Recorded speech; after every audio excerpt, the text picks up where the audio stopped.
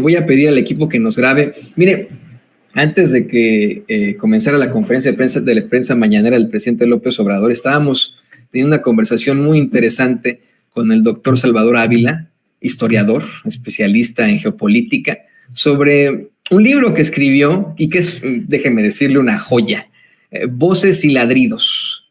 Ahí se lo está poniendo don David en pantalla. Los perros de la Ciudad de México, de la conquista al porfiriato. Es una verdadera joya, se lo decía hace rato, porque, mire, yo estuve hace algún tiempo buscando algún tipo de bibliografía al estar interesado en el tema terrible del aperreamiento y no lo había encontrado hasta que pude platicar con quien fue mi profesor en aquellos ayeres de los que le hablo. Y estábamos, déjeme retomar, ahora lo saludo una vez más, profe. A ver si nos puede poner ahí don David en pantalla. Ya está aquí el profe con nosotros para ya concluir con la entrevista, pero déjeme retomar un par de... Hola de nuevo, Toño, ¿cómo estás? ¿Qué tal, profe? Qué bueno que puede regresar aquí con nosotros a esta conversación. Déjeme retomar situaciones que con mucho gusto, a tus órdenes. Pues sí. Hace rato hablábamos de la importancia que tenían no solo los perros, sino los animales, la importancia que tienen en relación con la ciudadanía. También nos cuestionábamos qué hacemos con esos animales, con esos perros, cómo nos relacionamos con ellos en esta reflexión a la que usted nos invita con su libro, en esta reflexión a tener mayor conciencia de una serie de aspectos que desde el pasado no hemos podido resolver, y también exploramos cómo es que desafortunadamente y en la inocencia que tienen los animales, los perros fueron utilizados como armas por los españoles invasores y después fueron adoptados, a pesar de que fueron utilizados como armas y como instrumentos de tortura y de ejecución por parte de los españoles. Después fueron adoptados con mucho cariño por las comunidades indígenas.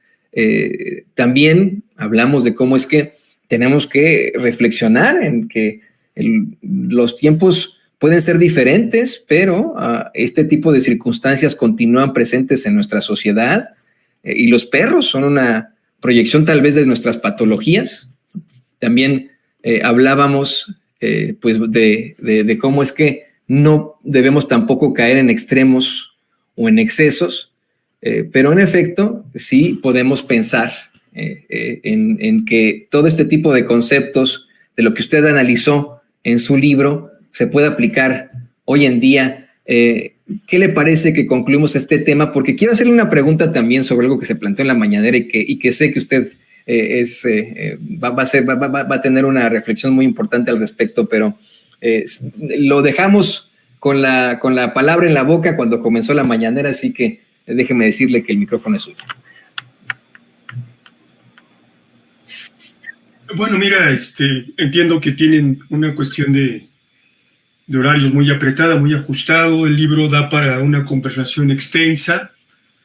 Creo que hay elementos para el debate, la reflexión y las contribuciones de tu audiencia, de la gente que le interese este tipo de problemática. Porque el tema tiene muchas aristas. Son los perros, pero están ligados a una serie de problemáticas que tienen que ver con sujetos sociales, con las instituciones, con una cuestión de comportamientos, de mentalidades, ¿no? Los perros nos permiten explorar este tipo de situaciones. Creo que el libro, con toda justicia, como tú lo mencionas, y yo quizá humildemente podría afirmar que viene a llenar un hueco, ¿no?, en términos historiográficos. Cuando me refiero a historiografía, me refiero a la producción que hay de investigaciones respecto a tal o cual tema, ¿no? Cuando yo comencé la investigación sobre esta temática, lo primero que haces como investigador es hacer un estado de la cuestión, ver con cuánto material dispones, qué se ha escrito alrededor del tema que quieres explorar, para ver si es viable y no te deja a mitad de camino. Probablemente las fuentes te den para un ensayo, para un libro o para una colección completa de volúmenes, ¿no? Y me parece que este texto puede abrir la puerta, que es lo que uno espera, para tratar de que haya interlocutores con los cuales poder compartir y discutir el tema. no es el típico, y tú lo sabes bien, no es el típico tema, no es el típico libro sobre perros como mascotas, anecdótico, hay algo de anécdota, pero no se trata de eso, ¿no? Es una investigación, pues académica, que me llevó muchos años cristalizarla, y en el fondo pues no es más que, como todo libro, una invitación, ¿no? Una propuesta, y en el último extremo una provocación para las personas que quieran debatir conmigo en tu foro, y que con mucho gusto uno acepta cualquier tipo de contribución, observación. Los libros no están cerrados, los puntos finales son provisionales, ¿no? Siempre existe lo que Karl Popper llamaba el impugnador potencial. Por ejemplo, yo asumía, incluso está ya impreso en el texto, que la primera sociedad protectora de animales de México la había creado Salvador Anaya y Arrieta, que es un gran personaje y que también está olvidado. Tenemos una serie de deudas y de compromisos con personajes que en el pasado lejano reciente fueron muy importantes y que de manera paradójica no han sido abordados y no han sido divulgados, ¿no? De verdad. Hace rato hablaba de Otilia Zambrano, a la cual le debemos también un buen texto. Entonces, ya estaba yo revisando y dije, uno no escribe hasta que está convencido, con base en las fuentes, de que, pues, tiene cierta seguridad por lo que has investigado. Cerré el libro y de alguna manera, pues, sigues investigando, te salen cosas, y resultó que yo hace poco, leyendo otro tipo de fuente para un trabajo académico que estoy terminando, encuentro que antes que la Sociedad Protectora de Salvador Anaya y Arrieta, uno de los fundadores del Hospital General, un funcionario público, lo encontramos entre 1922 y 1960, ¿no? En una actividad muy fructífera para la historia de este país, y me surgió en el Archivo Histórico de la Ciudad de México, que lo he investigado por más de 30 años, que la sociedad protectora que antecede a Salvador Anaya y Arrieta es la Sociedad Mexicana de Animales, y la creó Eduardo C. Butler en 1903 o 1904. Pues ese tipo de hallazgos, ¿no? Ya no sé si afortunados o desafortunados, implica aclaraciones, significa enriquecer lo que ya está dicho, corregir. Yo tengo mucho material sobre el tema de los perros, me gustaría seguir trabajándolos. Incluso los perros me han llevado tan lejos como han querido. Yo soy un historiador de la historia urbana. Me encontré con ese tema cuando estaba haciendo mi doctorado, y lo que quería plantear en un principio era hacer una tesis sobre cuestiones de antropología e historia del agua, que estaba ligado a un proyecto de CIESAS con el doctor Luis Aboites Aguilar.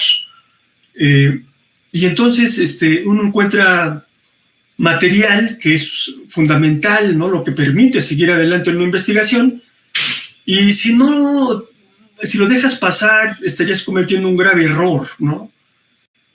Son temas que tienen que conocerse, pero implican un trabajo muy fuerte de organización, investigación, sistematización, interpretación, todo lo que tú ya sabes, ¿no? Que se hace en una investigación formal, en una tesis. Y yo creo que la temática que se plantea en este texto puede retomarse, porque es una cuestión dialéctica, pasado, presente, ¿no? Y luego en prospectiva. ¿Qué va a pasar con los animales, ¿no? En la época de Internet, cómo se organiza la sociedad, si estamos hartos de los animales, de los perros. Eso ya es una cuestión que se tiene que debatir con otras voces, ¿no? Con otros especialistas. Pero de entrada, bueno, aquí está mi texto, y espero que contribuya en algo a la discusión, ¿no? Sobre el tema, la problemática de los animales. Yo no abordo la temática en general sobre las especies animales, porque eso me llevaría toda la vida, y estamos en un momento en que el acotamiento temático y el acotamiento cronológico se imponen, ¿no? Y ahora son menos frecuentes investigaciones como estas, que son de muchos siglos, porque te vuelves como, es una visión muy general. En el caso del libro que yo escribí, yo quería justamente, ¿no?, a pesar de todo, hacer un estudio de larga duración para ver lo que comentaba hace un rato, los cambios, las continuidades o los retrocesos. Es como la política que ustedes cubren todos los días. Es como la historia de este país. Es como la historia de los individuos. Tenemos una vida que puede tener una continuidad en lo económico, pero un retroceso, por ejemplo, en cuestiones de salud personal. En los países, este país es un país que yo afirmo que está más ligado a los retrocesos que a las continuidades. En el mejor de los casos podemos hablar de continuismo, pero no de continuidades, ¿no? Entonces, creo que aquí hay elementos que se pueden llevar a otros terrenos y que pueden ayudarnos a reflexionar con otras armas, con otros argumentos, pero que en sí mismo el tema acerca de los animales es fundamental, ¿no? En un país como el nuestro, en un país que tiene todavía muchas deudas con su pasado, la manera que nos relacionamos con nuestro pasado es muy particular para los países que compartimos como común denominador provenir de una herencia colonial, ¿no? Acarreamos una mentalidad y un comportamiento social que nos es común, nos es propio a todos los latinoamericanos, o sea, y en general a los países que fueron colonia. Y en ese contexto, el problema de los animales es muy importante. El problema del relativismo cultural, el pensar por qué en China se comen a los perros y en Argentina no. El problema de la tolerancia, ¿no? Entonces, creo que me estoy saliendo estoy saliéndome, pero sigo dentro del tema. Solamente comento que un texto es un buen pretexto para abordar otras problemáticas, enriquecerlas, ¿no?, y aclararnos, en la medida de lo posible, las dudas que podamos tener alrededor de cualquier problemática, Antonio. Sí, no, definitivamente. Yo estoy convencido con lo que usted plantea, profe, que este texto da para muchísimo más. La temática no solo debe o puede, tiene que retomarse ya en el mundo del ser, específicamente en estos momentos en los que le apostamos a reconocer, tal vez de alguna otra forma, en este progreso del que usted habla, a los animales, no como cosas, no como muebles, sino como seres sujetos de derechos, así de sencillo. Y yo le quiero decir a usted que nos ve, que nos escucha, yo llevo la mitad del libro, que me lo pasó recientemente, profesor, y como director de noticias aquí en Sin Censura, y luego como papá, no tengo muchas veces tiempo de tal vez pues de leer o hacer muchas cosas, pero llevo la mitad del libro, yo se lo recomiendo, es verdaderamente importante. No va a ser un libro como el que publicó Elena Chávez, sin citas para nada. Cada página tiene una cantidad impresionante de citas, impresionantes, ¿no? Eso es muy importante. Y miren, tenemos muy poco tiempo, profe. ¿Por qué no nos dice rápidamente cómo podemos adquirirlo, cómo la gente lo puede encontrar y obviamente invitándolo para que esté con nosotros muy, muy pronto aquí en Sin Censura? Es que no sé si me estás escuchando. Le escucho, sí. ¿Sí me escuchas? Uh-huh. Sí.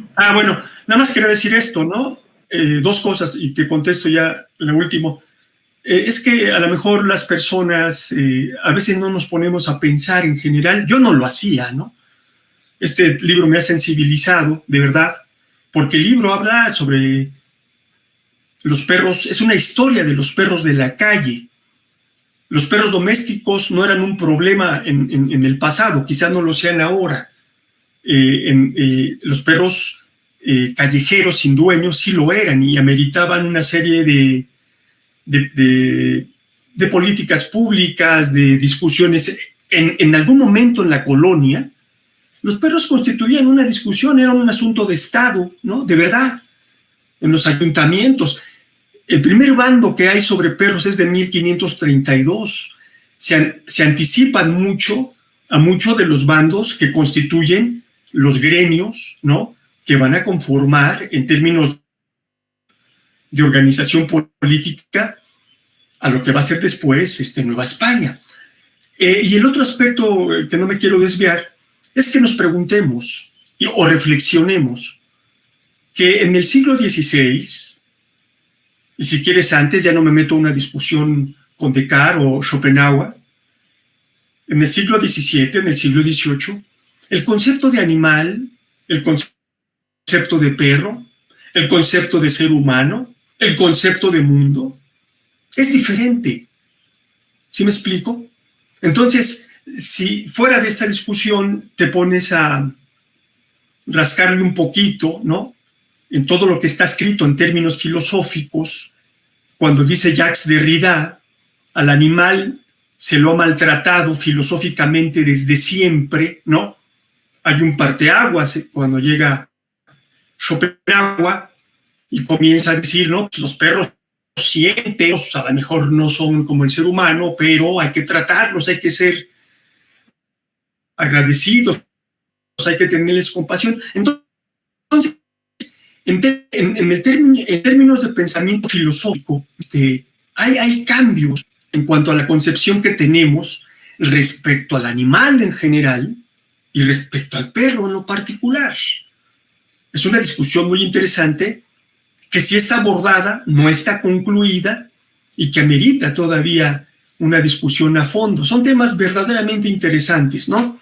Bueno, este libro lo pueden encontrar, si está la portada, se meten a Boboc, la página de la editorial española, ahí está, y con el nombre del autor o bien el nombre del título del libro, pueden pedirlo, se lo llevan a su casa. Ahora la dinámica es que se imprimen bajo pedido, que me parece bien, y está la versión en papel, ¿no?, la tradicional, y está la edición digital. Entonces los costos son diferentes. Yo siempre me inclino por el soporte papel. Como te decía, soy un lector a la antigüita. Generalmente me leo en formato papel, pero bueno, yo entiendo que ahora estamos en otra dinámica y hay una serie de posibilidades, ¿no? Entonces, esa es la manera en que pueden acceder al texto. Ojalá que llame su atención de la audiencia. Me dio mucho gusto. Yo sé que vas a terminar el libro y me daría mucho gusto un comentario a partir de la lectura completa de este volumen, Antonio, para que rompamos, ¿no?, con este esquema que a lo mejor al principio del programa, cuando uno dice, voy a hablar de perros, pues voy a hablar de Bobby, de no sé qué. No, también lo anecdótico se vale. O quizá lo anecdótico supere esto, ¿no? Porque esto es una investigación académica, a veces muy formal, con citas y todo esto que implica el trabajo de investigación académico, pero tenía que ser así porque era la única forma de convertirlo en un tema, entre comillas, que no tengo que entrecomillar, en un tema serio, ¿no? Si tú supieras que el doctor Raúl Valadez Azúa, del Instituto de Investigaciones Antropológicas de la UNAM, le ha dedicado literalmente toda la vida a investigar sobre los xoloitzcuintles, imagínate, qué interesante. Todavía tenemos un prejuicio respecto a esta temática, ¿sí me explico? En Europa hay investigadores, hay historiadores que son especialistas únicamente en una raza de perros, ¿no? Hay especialistas en términos de períodos concretos, estudiando el papel de los animales en la época de la Revolución Industrial, ¿no? Y hay historiadores que le dan una importancia excepcional a los animales de carga, por ejemplo, en términos de que constituyen factores importantes en el tránsito de un modelo de producción a otro. Y eso me parece realmente valioso. Aquí vamos muy atrasados, ¿no? No hay investigación todavía sobre esto. Es un país con temáticas muy ligadas todavía a lo político, a la reflexión social, a la formación de sindicatos, en fin. Y yo creo que, bueno, puede representar también pues, una invitación, un llamado de atención para que las personas veamos el tema de los perros con otros ojos, el tema de los animales, y nos sensibilicemos y sobre todo que tengamos esta visión histórica de cómo esos animales nos han acompañado a lo largo del tiempo, ¿no? Ahora hay investigadores que dicen que somos lo que somos por el perro que nos hizo sedentarios, etcétera, ¿no? Con los perros hay a veces un exceso de afirmaciones que hay que pensar dos veces. Y como a mí me gusta pensar las cosas no una ni dos, sino tres veces, bueno, pues yo creo que el texto es un ejemplo de eso, un texto que he escrito con mucha cautela, ¿no? Sin exagerar, con mesura y abriendo la puerta a la observación, a la corrección, ¿no? Al debate de los lectores posibles, Antonio. Así es, profe, pues le queremos agradecer que se haya conectado con nosotros aquí con la consigna de que regrese muy, muy pronto. Desafortunadamente nunca tenemos tiempo para muchas cosas y quiero comentar a usted que nos ve, que nos escucha, que el profesor Salvador Ávila no tiene redes sociales, siempre se comunica por email, pero voy a intentar convencerlo que abra una cuenta de Twitter y pues le agradecemos verdaderamente que haya participado con nosotros. Permítame enlazarme con usted después y aquí estamos en Sin Censura. Un abrazo, Toño. Después de tantos años es un verdadero placer, un gusto, ¿no? Volver a saludarte, platicar contigo con esta solvencia, ¿no? Y esta madurez intelectual de la cual haces evidente todos los días. Y pues me siento muy orgulloso de haberte conocido, de haberte tenido, no como estudiante, sino como un interlocutor contumaz en la época en que coincidimos en las aulas. Antonio. Muchas gracias, profe. Sabe que este sentimiento es mutuo y me va a dar mucho gusto seguir platicando con usted. Ahí lo tiene usted, mi profesor, el historiador y escritor, especialista en geopolítica, el doctor Salvador Ávila, aquí en Sin Censura. Y